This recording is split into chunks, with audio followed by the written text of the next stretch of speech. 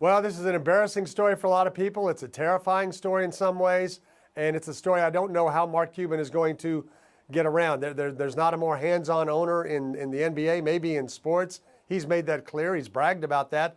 For him to now say all this stuff was happening that Sports Illustrated has documented happened on my watch, and I had no idea any of this was going on. As you mentioned, Turdima Ussery was investigated in 1998 by the Ross Perot Mavericks. Mark Stein wrote about it then. I wrote about it then. That's 20 years ago. That's 3 years before Cuban even bought the team. So this happened before he got there. This stuff has been going on apparently in the business office and elsewhere for some time. And for a man who has presidential aspirations, it's not good for that. But even put that aside, for an NBA team that sees itself as a very progressive organization, it's a terrible look for the Mavericks right now. Sarah Spain, your view of it? Yeah, we're in an interesting place now where Mark Cuban is saying all of the right things now and even acknowledging that the Me Too movement has helped him try to be more aware and to ask those around him, are we doing everything right? Is everything okay here? That's great, and that's what we want from everyone, right? To be evolved enough to understand how times have changed, and even if they should have been right before, now is the time to make them right.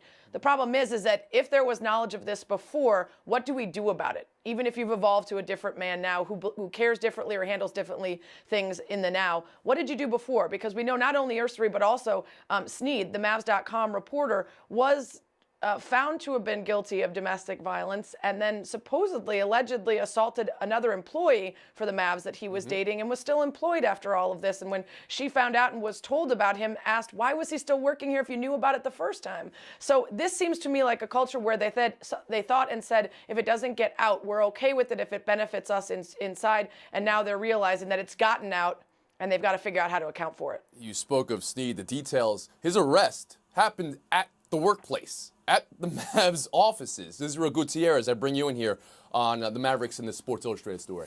Yeah, with Tim, it's really hard to imagine Mark Cuban not knowing any of these situations, given, like he said, he is the most hands-on owner in sports. It's also, to some, just as equally as difficult for him to say, hey, I did know about this and didn't do anything, given, again, just how vocal he is about so many other subjects and has a potential career in politics ahead of him. But given how many situations we've seen like this in the past with people either brushing things under the rug or turning a blind eye, you can absolutely see how that could happen. If you just look at the Snead situation, you heard him say, or you read him say in his statement that Mark Cuban helped facilitate growth in his particular situation, which again is commendable, but it's a sign that maybe something happened there. With the Me Too movement also, where he said, I went to my HR director and said, hey, do we have a problem here? And the answer was no. Well, is that enough really diving into this situation just to hear that answer from your HR director? Probably not. He could have had an outside counsel do an investigation like he's doing now. Perhaps he didn't do enough. And Jackie McMahon.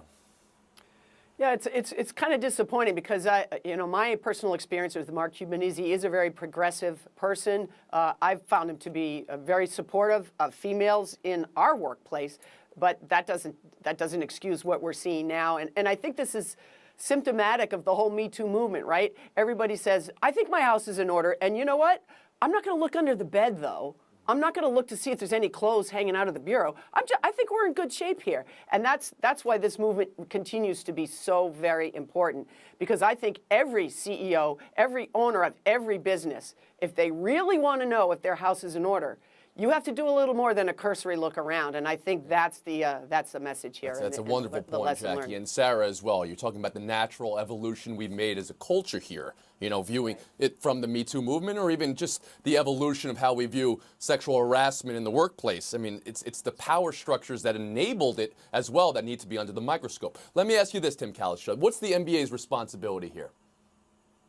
Well, I think they have a lot of responsibility because, as Jackie was talking about the Mavericks, the NBA overall is the most progressive of our leagues on the front with women, on the front of just about any issue.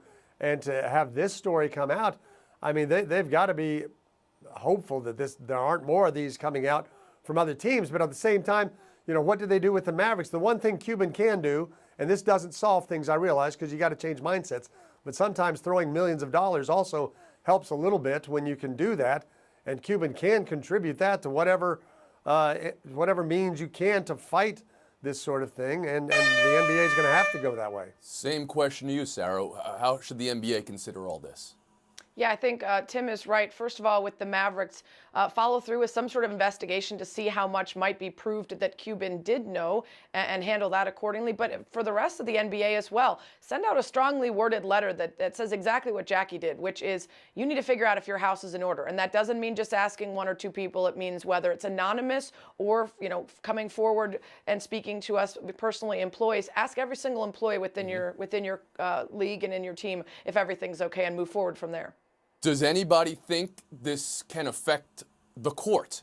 I mean, this entire article was talking about how it was a locker room culture, but it was away from the locker room. The players were not listed anywhere near this. Penalty from the NBA, how it could affect the court, Israel?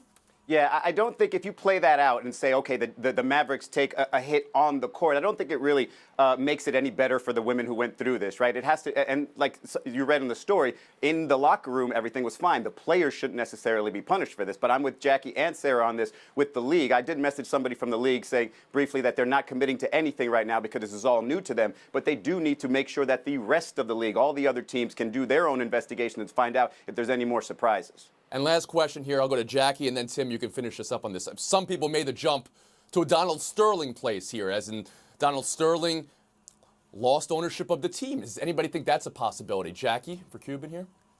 I don't. I think the circumstances are very different. And I think Mark Cuban is paying a price now and will continue to pay a price, but it shouldn't cost him his franchise. My first inclination would be no. The Donald Sterling thing, all that was directly tied to things Donald Sterling said and did.